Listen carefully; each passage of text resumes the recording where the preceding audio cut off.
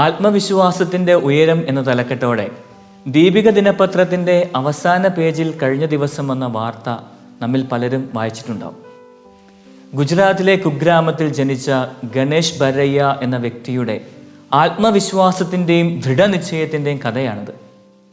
ഉയരക്കുറവിൻ്റെ പേരിൽ MBBS ബിരുദത്തിന് പ്രവേശനം നൽകുവാൻ കഴിയില്ലെന്ന ഇന്ത്യൻ മെഡിക്കൽ കൗൺസിലിൻ്റെ തീരുമാനത്തിനെതിരെ നിയമയുദ്ധം നടത്തി ജയിച്ച് തൻ്റെ പഠനം പൂർത്തിയാക്കിയ ഇന്ത്യയിലെ ഏറ്റവും ഉയരം കുറഞ്ഞ ഡോക്ടറാണ് ഗണേഷ് ബരയ്യ. ഉയരക്കുറവ് ഒന്നിനും തടസ്സമല്ലെന്നും ആഗ്രഹവും ആത്മവിശ്വാസവുമാണ് വലുതെന്നും ജീവിതത്തിലൂടെ നമുക്ക് കാണിച്ചു തരികയാണ് വെറും 3 അടി ഉയരവും 18 കിലോ ഭാരവുമുള്ള ഈ ഡോക്ടർ. പ്രിയമുള്ളവരെ, ആത്മവിശ്വാസത്തിൻ്റെയും ദൃഢനിശ്ചയത്തിൻ്റെയും മകുടോദാഹരണമായ മറ്റൊരു വ്യക്തിയെ നാം ഇന്ന് ഓർമ്മിക്കുകയാണ്. വിശ്വാസത്തിൽ നമ്മുടെ പിതാവായ മാർ തോമാ ശ്ലീഹ. ഇരുണ്ട ഭൂഖണ്ഡമായി അറിയപ്പെട്ടിരുന്ന നമ്മുടെ നാട്ടിലേക്ക് കടന്നു വരികയും ഇവിടെയുണ്ടായിരുന്ന മനുഷ്യരിൽ നിന്നും ഒരു വിശ്വാസ സമൂഹത്തെ വളർത്തിയെടുക്കുകയും അവരുടെ ഉള്ളിൽ താൻ സ്വന്തമാക്കിയ ദൈവാനുഭവത്തിൻ്റെ ഒരംശം പകരുകയും അവസാനം ക്രിസ്തുനാഥനായി രക്തസാക്ഷിത്വം വരിക്കുകയും ചെയ്തതിൻ്റെ ഓർമ്മയാണ് നാം ഇന്ന് ആചരിക്കുക. മാർത്തോമായുടെ പാത പിന്തുടരുന്ന നമുക്കെല്ലാവർക്കും ദുഃഖാന തിരുനാളിൻ്റെ മംഗളങ്ങൾ ഏറ്റവും സ്നേഹത്തോടെ നേരുന്നു. വിശുദ്ധ മർക്കോസിൻ്റെ സുവിശേഷം 3-ാം അധ്യായത്തിൽ ഈശോ ശിഷ്യന്മാരെ തിരഞ്ഞെടുക്കുന്ന സംഭവം നാം കണ്ടുമുട്ടുന്നുണ്ട്. തിരഞ്ഞെടുക്കുന്നതിൻ്റെ ലക്ഷ്യവും തിരഞ്ഞെടുക്കപ്പെട്ടവരുടെ ഉത്തരവാദിത്വവും കൃത്യമായി അവൻ പറഞ്ഞു വയ്ക്കുന്നുണ്ട്. തന്നോടൊപ്പമായിരിക്കുവാനും അയക്കപ്പെടുവാനും. ഇപ്രകാരം തിരഞ്ഞെടുക്കപ്പെട്ട ശിഷ്യന്മാർ 3 വർഷക്കാലം ക്രിസ്തുവിനോടൊപ്പം നടന്ന് അവൻ്റെ ഹൃദയമിടിപ്പുകളും നന്മകളുമെല്ലാം ഒപ്പിയെടുത്തവരാണ്. ഒന്നിനെക്കുറിച്ചും ഭയപ്പെടാതെ ആവലാതിപ്പെടാതെ പരാതികളില്ലാതെ കടന്നുപോയ സുരക്ഷിതത്വത്തിൻ്റെ നാളുകളായിരുന്നു അത്. എന്നാൽ അവൻ വിളിച്ചത് അവനോടൊപ്പം ആയിരിക്കുവാൻ മാത്രമല്ല, അയക്കപ്പെടുവാനും കൂടിയാണ് എന്നവർ തിരിച്ചറിയുന്നത് ഉദ്ധാനത്തിന് ശേഷമാണ്. അന്നുവരെ ക്രിസ്തുവിനോടൊപ്പം അവർ അനുഭവിച്ച സുരക്ഷിതത്വം ഇനിയില്ലെന്ന് അവർ തിരിച്ചറിയുകയാണ്. അരക്ഷിതാവസ്ഥയുടെയും സഹനങ്ങളുടെയും കഷ്ടപ്പാടുകളുടെയും ദിനങ്ങളിലൂടെ കടന്നു പോകേണ്ടി വന്നാലും കൂടെ നടന്നിരുന്നവൻ ഇനിയും കൂടെ ഉണ്ടാവും എന്ന ബോധ്യം അവർക്കുണ്ടായിരുന്നു. ആ ബോധ്യമാണ് തോമായുടെ ആത്മവിശ്വാസത്തിൻ്റെയും ദൃഢനിശ്ചയത്തിൻ്റെയും അടിസ്ഥാനമായി മാറിയതും പ്രതികൂല സാഹചര്യങ്ങളെ നേരിട്ട് നമ്മുടെ നാട്ടിലേക്ക് എത്തുവാൻ അദ്ദേഹത്തെ സഹായിച്ചതും. പ്രിയമുള്ളവരെ, ദുഃഖാന തിരുനാൾ നമുക്ക് നൽകുന്ന ഒന്നാമത്തെ സന്ദേശം ഇതുതന്നെയാണ്. നാം എല്ലാം വിളിക്കപ്പെട്ടിരിക്കുന്നത് അവനോടൊപ്പം ആയിരിക്കുവാൻ മാത്രമല്ല, മറിച്ച് അയക്കപ്പെടുവാനും കൂടിയാണ്.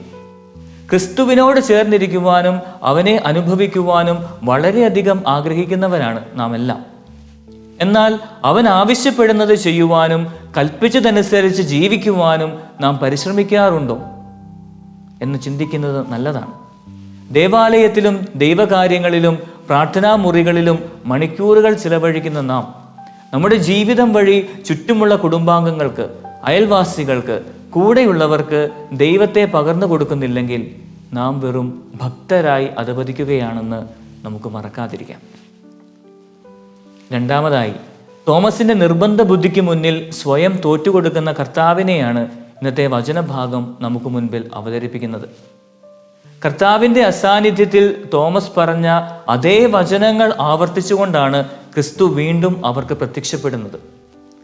നാം കടന്നു പോകുന്ന നമ്മുടെ ഹൃദയാവസ്ഥയും സാഹചര്യങ്ങളും നൊമ്പരങ്ങളുമെല്ലാം അവൻ അറിയുന്നുണ്ടെന്ന് വചനം ഓർമ്മിപ്പിക്കുകയാണ് ഇതുവഴി.